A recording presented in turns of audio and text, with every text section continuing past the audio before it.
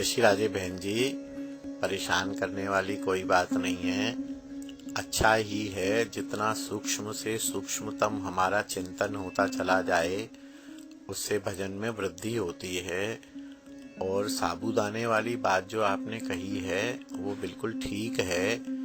देखकर तो मक्खी नहीं खाई जा सकती ना, हम लोग भी खाते थे।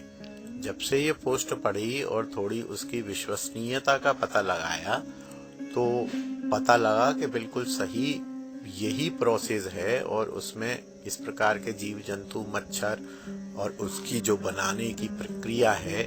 और साबूदाने में हमारे यहाँ तो लोग मैदे की गोलियां मिला के भी डाल देते हैं। तो साबूदाना पहले भी हमारे पिताजी तो अवॉइड ही करते थे, बोले भाई इसमें मैदे की गोलियां होती हैं, मैदा जाता है, रहने दो।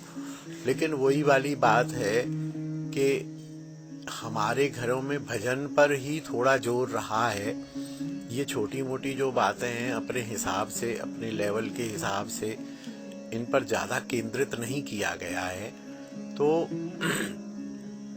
अब जब पता लग गया है कि ये गंदी चीज है तो बिल्कुल नहीं खानी चाहिए। रही बच्चों की बात, तो देखिए बच्चे तो प्याज भी खाते होंगे, बच्चे तो अंडा भी खाते हैं। अभी वो बालक हैं, अभी इस मार्ग से अपरिचित हैं, तो उनसे ज्यादा बहस भी नहीं करनी चाहिए। क्योंकि भजन के जो अधिकारी नहीं है, भजन का जिनको परिचय नहीं है, उनके साथ भजन के विषय की ज्यादा बात भी नहीं करनी चाहिए। नहीं तो वो कोई ना कोई ऐसा तर्क हमारे दिमाग में घुसा देते हैं कि जिसका जवाब हमसे नहीं बनता है और वो तर्क फिर हमें परेशान करता है। इसीलिए बच्चों की बात छोड़िए, बच्चों को करिए मत, उनको टाल जाइए, उनसे कपट कर जाइए, उनको अरे रहने दो, आज मेरा मन नहीं है साबूदाना, आप लोग खा लो बेटा, मैं अगर चलो अगली बार देखूंगी, अभी अच्छा नहीं लग रहा है मेरे को, ये आलू अच्छे लग रहे हैं। नाटक करके ना, नाटक जो बना है, कपट जो बना है वो इसीलिए बना है। तो बिल्कुल नहीं खाना चाहिए साबूदाना, एकदम नहीं खाना चाहिए। साबूदाना गलत चीज है। और मैं तो कहता हूँ जरूरत क्या है ना, मैं बार बार कहता हूँ एकादशी में 10 चीजों की लिस्ट बना लीजिए। 10 में से 9 में, 8 में, 4 में, 5 में और 2 पर 3 पर ले आइए। बस दिन भर में हम एकादशी में ये 4 चीजें खाएंगे, बस उन्हीं को खाइए। साबूदाने को छोड़ दीजिए ना, लिस्ट में से हटा दीजिए। आलू है, दही है, दूध है, फल है, सेब है, आम है, दूसरी चीजें हैं, 10 चीजें कोई भी लिस्ट बना लीजिए सोच समझ के। कोई ऐसा मन करे तो 10 में से कोई एक काट के दूसरी लिख लीजिए, 10 के अलावा मत करिए। उनमें से 10 में से कोई 5 चीजें खा लीजिए, साबूदाने को हटा दीजिए। बहुत सी चीजें एकादशी व्रत में खाने की, तो इसलिए परेशानी की कोई बात नहीं है। आप क्षमा भी मत मांगिए, आप प्रश्न पूछते रहिए, मैं जवाब देता रहूंगा। और गुस्सा भी होता रहूंगा। क्या बात है, गुस्सा, मेरा गुस्सा ऐसे ही है जैसे एक अध्यापक का गुस्सा एक विद्यार्थी पर होता है। और यदि किसी विद्यार्थी पर गुस्सा करता है अध्यापक तो उससे विद्यार्थी का कल्याण ही होता है।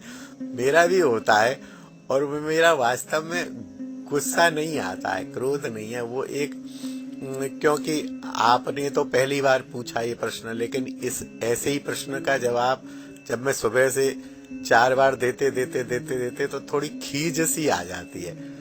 और पता नहीं क्यों मैं उस खीज को कपट करके कोशिश तो करता हूँ मेरी खीज सामने ना आए, लेकिन आ ही जाती है। चलो आ जाती है तो भी ठीक है। आप लोग इतनी खीज और मेरे इतने क्रोध और इतने गुस्से को भी सहन करते हैं, मुझे प्यार करते हैं, मुझे स्नेह देते हैं, मुझे मान देते हैं, तो इससे भी मेरी हिम्मत खुली है। मैं गुस्सा करूं और आप मेरे से बात ना करो, आप मेरे को डांट दो तो मैं थोड़ा डर जाऊंगा, लेकिन आप सब लोग मेरे क्रोध को, मेरे गुस्से को, मेरी अभद्रता को, मेरे बुरे शब्दों को स्वीकार करते हैं और फिर भी मुझे प्यार करते हैं, फिर भी मेरे से पूछते हैं, फिर भी मुझे आशीर्वाद देते हैं, तो इससे भी मेरी हिम्मत खुल जाती है।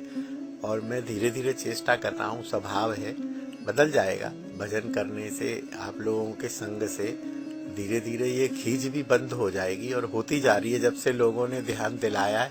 अब देखो आज मैंने बिल्कुल गुस्सा नहीं किया और हंस हंस के बात कर रहा हूँ, तो आप परेशान ना होइए। और सूक्ष्मता का ध्यान रखिए। उसके अलावा जो मोटी चीजें मैंने बताई है उनको भी धीरे धीरे त्याग करने का प्रयास करिए, जिससे हमारा भोजन शुद्ध हो, भजन शुद्ध हो, वृत्ति शुद्ध हो, चित्त शुद्ध हो, राग द्वेष से हम ऊपर उठे, सामान्य वैष्णव सहज सरल जीवन जीने का अभ्यास हमारा बन जाए तो कल्याण हो जाए। एकादशी एवं तुलसी जी के बारे में जानकारी करने के लिए वृंदावन से मंगवाइए ब्रज की तुलसी नामक ग्रंथ। संपर्क करें दिए गए नंबर पर।